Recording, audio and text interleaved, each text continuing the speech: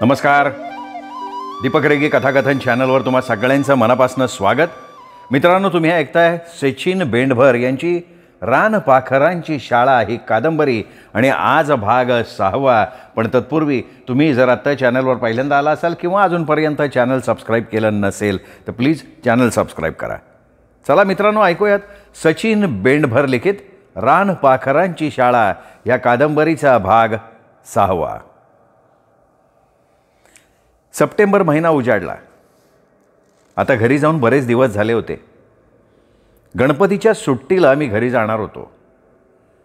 इकडे कोकणात गणेश उत्सवाला विशेष महत्त्व असल्यामुळे गणेश उत्सवाची 10 दिवस सुट्टी असते. 8 तारखेपासून सुट्ट्या लागणार होत्या, त्यामुळे माझं लक्ष सारखं कॅलेंडरकडे जात होतं. कधी एकदा सुट्टी लागतीये आणि मी घरी जातो असं मला झालं होतं. आज शनिवार. सकाळची शाळा करून नुकताच घरी आलो. शाळेत खिचडी भात खाल्ल्यामुळे मला अजिबात भूक नव्हती. त्यामुळे आप्पांच्या जवळ झाडाखाली बसलो. सहजच लक्ष समोरच्या घराकडे गेलं. त्या काकू अंगणात पाणी भरत होत्या. सर्वजण त्यांना रमा काकू म्हणायचे. मी आप्पांना विचारलं, आप्पा, या रमा काकूंच्या घरात कोण कोण असतो? अरे, त्या घरात 2 नवरा बायको राहत्यात. अच्छा, त्यांना मुलं किती आहेत? त्यांना 1 पोरगा होता, तो भी पोलिसात गेला होता. होता म्हणजे? मागच्या वर्षी वारला बिचारा. काय? त्या दिवसापासनं ते जोडपं कोणाशी बोलत नाही, चालत नाही, कधी कोणाच्या घरी जात नाही, येत नाही. एक हसतं खेळतं कुटुंब समाजात परक झालं बाबा. काय झालं होतं त्याला? अरे, गेल्या साली मुंबईत जो दहशतवाद्याचा हल्ला झाला का नाही, त्यावेळी त्या दहशतवाद्याविरुद्ध कडवी झुंज देऊन वीर मरण आलं बाबा त्याला. देशासाठी शहीद झालाय तो. काय सांगताय आप्पा? काय नाव काय होतं त्याचं? विनायक. किती वर्षांचा होता? असेल तुमच्याच वयाचा गुरुजी. गोरा गोमठा, तरणा भानगडी, स्वभाव तर अगदी स्वतःसारखा सरळ. रमा काकूंची हकीकत ऐकल्यावर मला त्यांच्याबद्दल सहानुभूती वाटली. आमची गप्पांची मैफिल बराच वेळ चालली. नंतर कंटाळा आल्यावर खोलीत आलो. देवबाप्पा कादंबरी काढली आणि वाचायला सुरुवात केलं. आज रविवार. सुट्टी असल्यामुळे जरा उशिराच उठलो. काल रात्रीच देवबाप्पा कादंबरी संपवून टाकली. पहिल्यापासून माझं वाचन दांडगं होतंच. एकदा कादंबरी हातात घेतली की ती संपवूनच टाकायची, असं माझं समीकरण. बऱ्याच दिवसापासून माझी पेठच्या किल्ल्यावर जायची इच्छा होती. आज मी त्या किल्ल्यावर जायचं ठरवलं होतं. मुळात भोपळेवाडी गावातच हा किल्ला आहे. पूर्वी भोपळेवाडीचं नाव पेठ होतं, पण कालांतर पेठला भोपळेवाडी हे नाव दिलं गेलं. किल्ल्याचं नाव तेच राहिलं. हे सगळं मला गावातल्या ज्येष्ठ लोकांकडनं समजलं. त्यांच्याकडून मला गावातल्या भरपूर जुन्या गोष्टी समजल्या. गावात सगळ्यात जुनं पुरातन मंदिर आहे. ते मंदिर म्हणजे प्रसिद्ध गारुदेवीचं मंदिर. या मंदिराची एक वेगळीच आख्यायिका आहे. दत्त जयंतीला गावात मोठी जत्रा भरते. फार पूर्वी गावची सीमा ठरवण्यासाठी एक पद्धत होती. ती पद्धत जगावेगळी म्हटलं तरी वावगं ठरणार नाही, कारण ती पद्धत तशी विचित्रच होती. गरम सळया करून त्या गावाने ठरवलेल्या माणसाच्या हातात द्यायच्या. त्या सळया घेऊन तो जिथपर्यंत पळेल ती गावाची सीमा होती.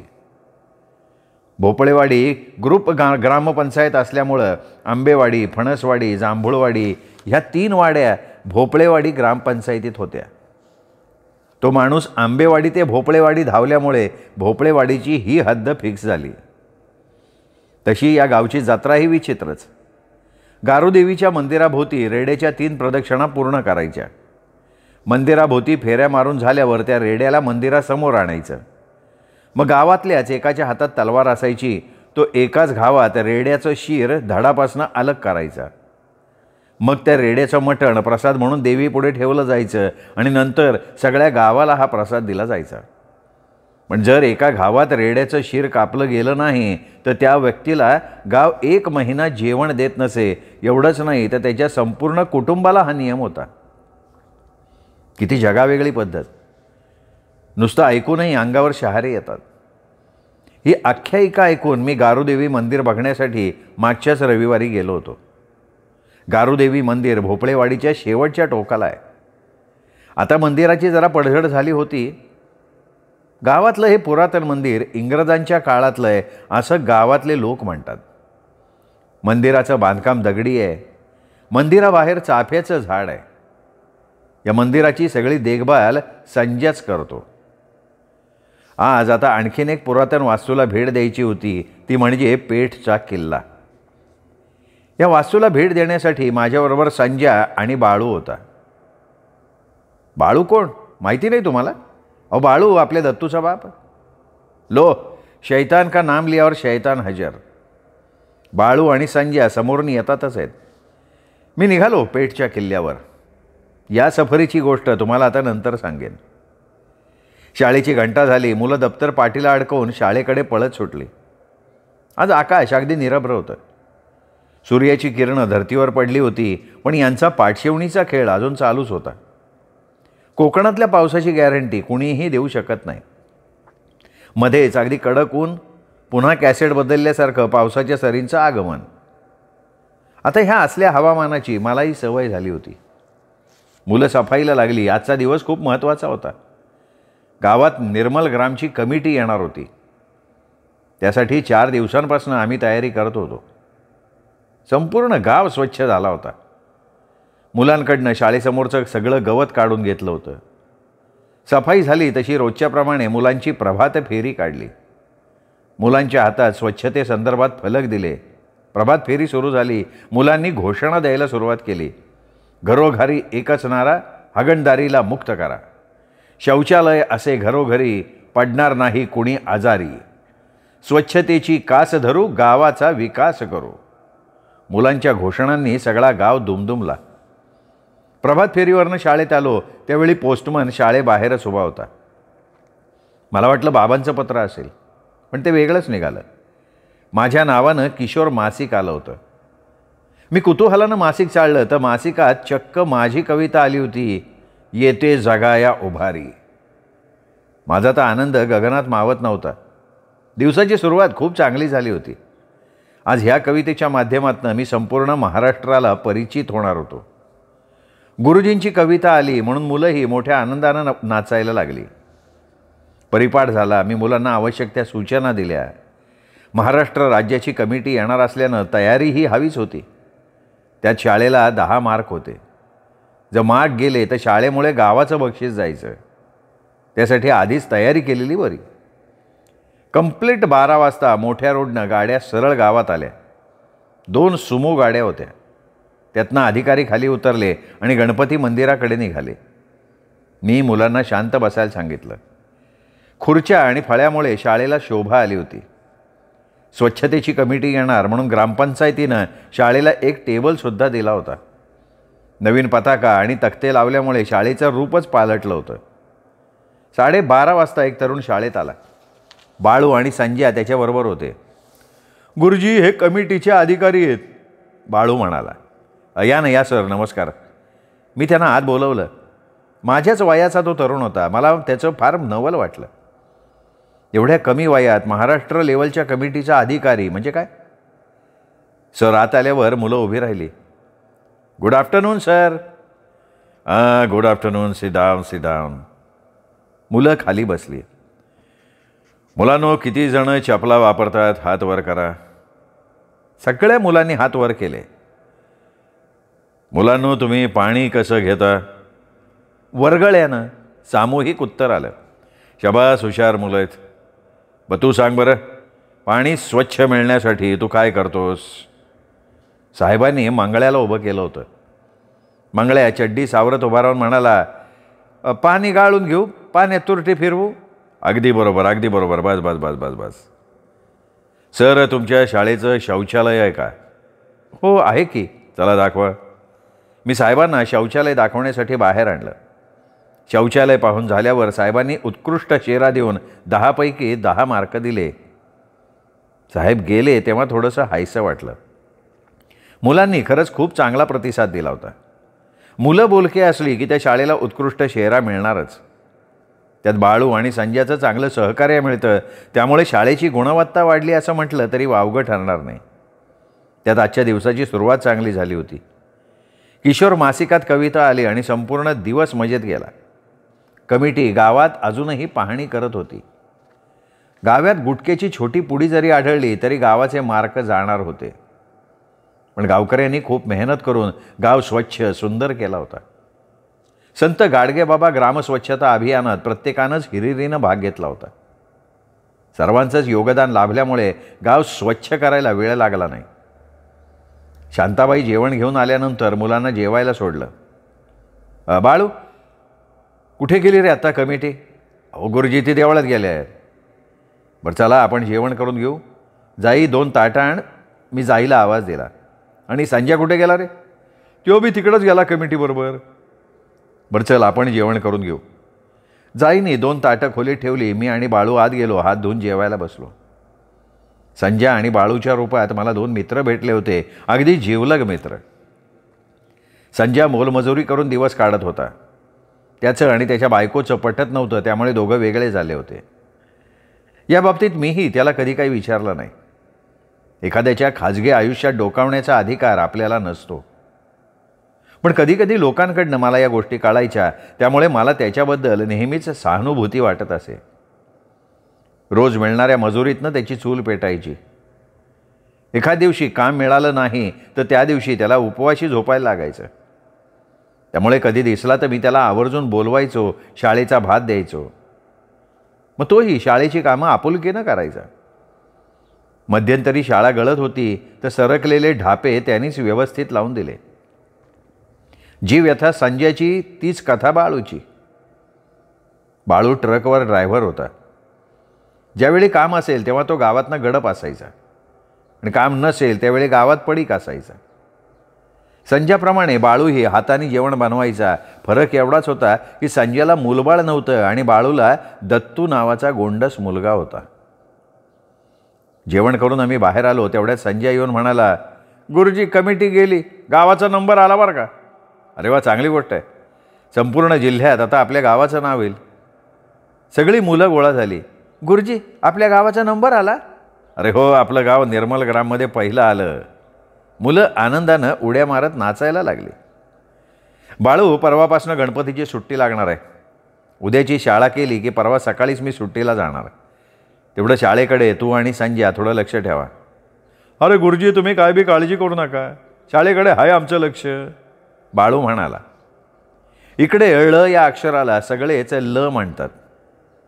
त्यांनी मला मोठं हसायला यायचं, कारण ते शब्द लहान मुलांना म्हटल्याप्रमाणे बोबडे वाटायचे, जसे शाला, बाला, काला इत्यादी. गुरुजी मग परत केव्हा येणार?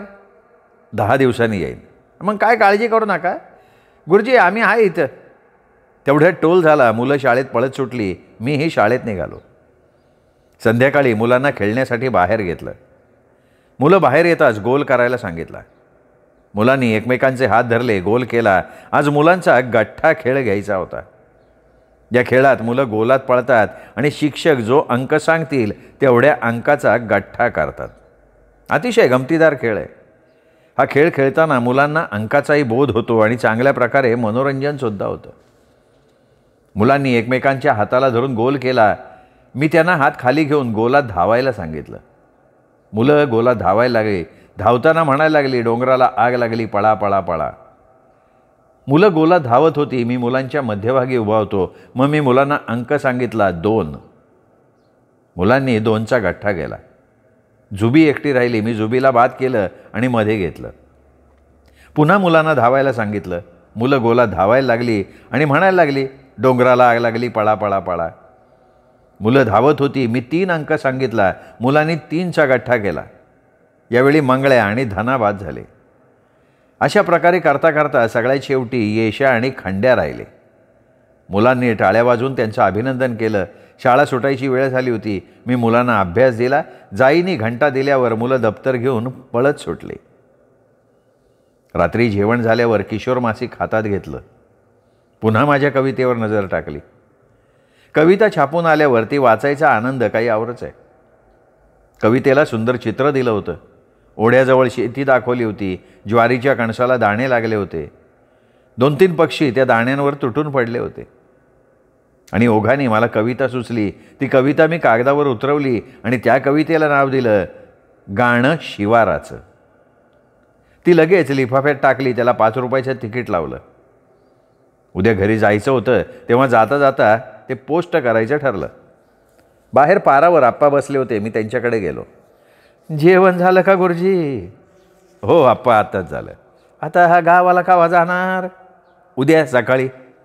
आज कमिटी आलती वाटतं. हो आप्पा, दुपारी आली होती कमिटी शाळेत. काय बघितलं त्यांनी? शाळेत मुलांना स्वच्छतेसंदर्भात प्रश्न विचारले. आपल्या गावाचा नंबर आला म्हणतात. हो आप्पा, संपूर्ण जिल्ह्यातनं आपल्या गावाची निवड झाली. अभिमानाची गोष्ट आहे की. आप्पा, कुशाभाऊ दिसत नाही कुठे? आहे घरातच. आप्पा, उद्या येतो का आमच्या गावाला? नाही, आता नग, परत कधीतरी येईन मी. आप्पा आणि मी जवळजवळ 2 तास गप्पा मारत होतो. मग आप्पांचा निरोप घेऊन खोलीत आलो. सकाळी 9 वाजता बॅग भरली. खोली व्यवस्थित आवरून ठेवली. मग आप्पांचा, कुशाभाऊंचा निरोप घेतला. अंजीची आई आणि अंजीसुद्धा बाहेर आली. चला काकू, जाऊ का? गुरुजी, जाऊ का नाही म्हणायचो, येऊ का म्हणायचं. काकूंनी मला निरोप घ्यायची पद्धत सांगितली. बरं, येऊ का मग? हां या, घरी विचारलं म्हणून सांगा. मी बॅग उचलली. बाळू आणि संजय समोरनं आलं. त्यांची तोंड जरा बारीक दिसत होती. आम्ही एकमेकांचे आता चांगले मित्र झालो होतो. ते दोघेही माझ्याशी आत्मीयतेनं बोलायचे, माझा आदर करायचे. अडलं नडलं तर वेळोवेळी मदत करायचे. गुरुजी, किती वेळ लागतो गावाला जायला? 4 तास लागतात. हा, म्हणजे दुपारपर्यंत तुम्ही घरी जाण की? हो, 2 वाजेपर्यंत पोहोचेन मी. घरी कोण कोण असतं गुरुजी तुमच्या? अरे, माझी आजी आहे, आई वडील आहे, छोटा भाऊ आहे.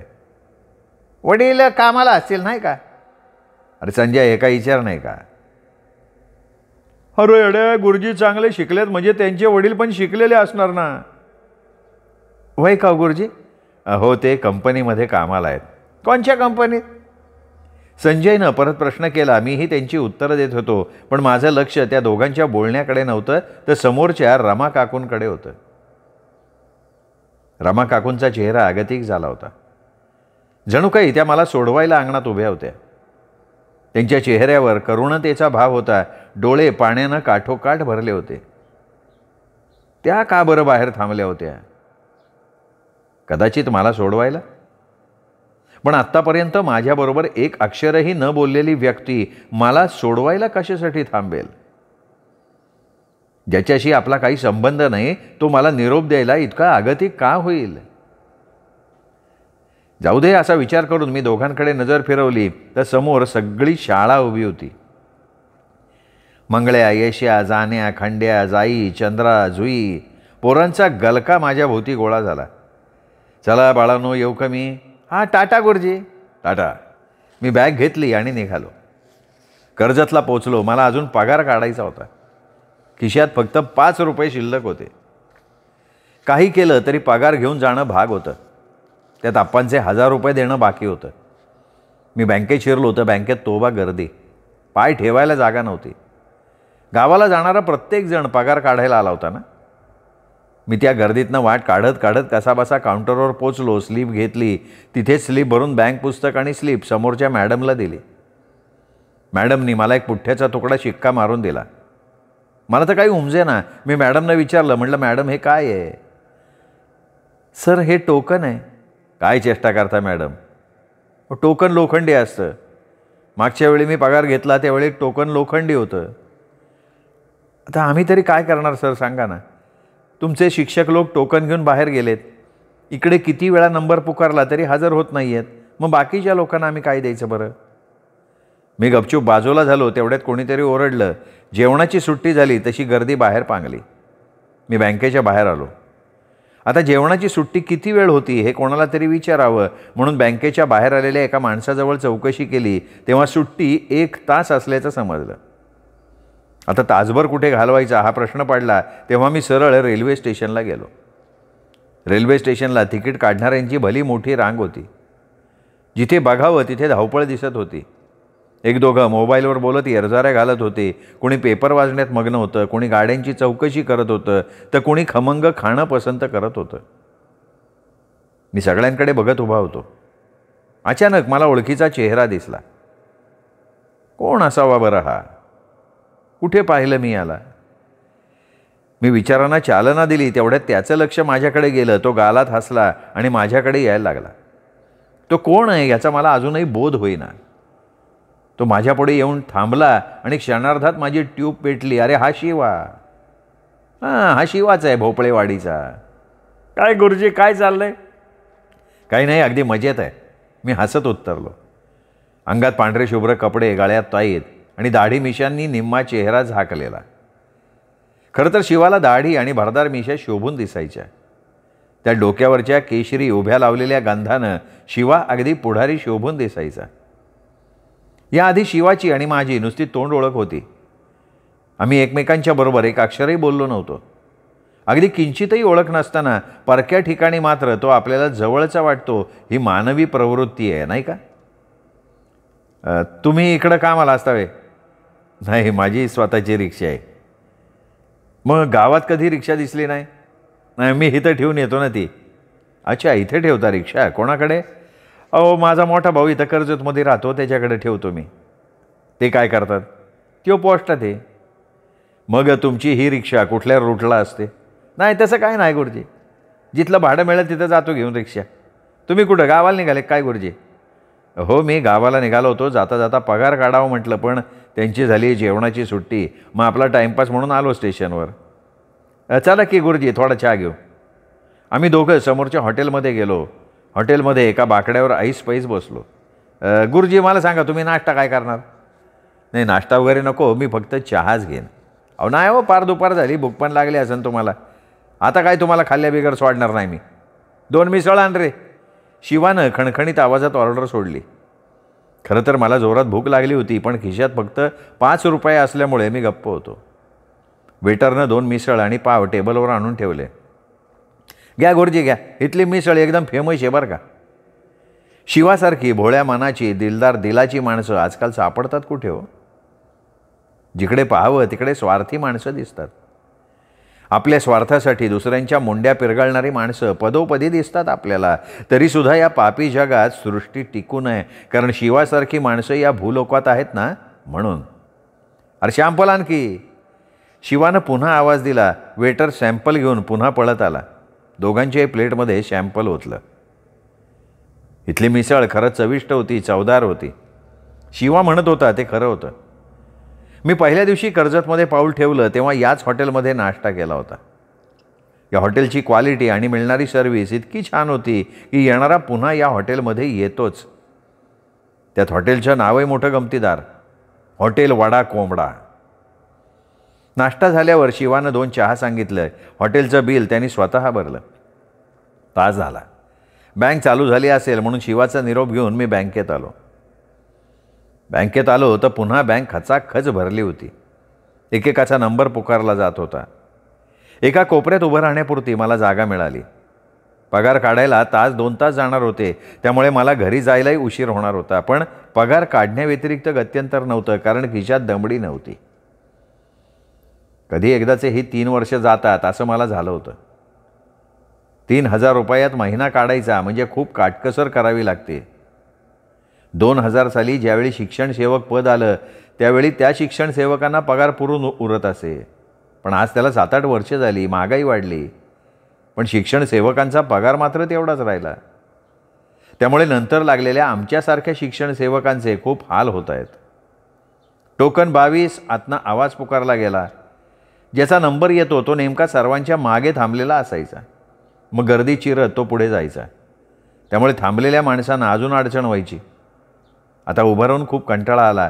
कधी एकदा नंबर येतो असं झालं होतं.